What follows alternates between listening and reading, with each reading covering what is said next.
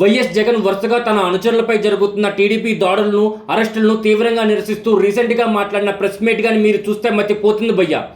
రాబోయే 2029 ఎలక్షన్స్లో తమ పార్టీ ఘన విజయం సాధిస్తుందన్న ధీమాన్ని వ్యక్తం చేయడంతో పాటు ఆ తర్వాత టీడీపీకి రిటర్న్ గిఫ్ట్లు, సినిమాలు చూపించడం, జగన్ 2.0 ఇలా ఉంటాయని చెప్పడం చూస్తే ఇప్పటి నుంచే అప్పటి ఎలక్షన్స్ కోసం జనాల్ని తన వైపు తిప్పుకునే పనిలో జగన్ ఎలా ఎత్తులు వేస్తున్నారో తెలుస్తుంది.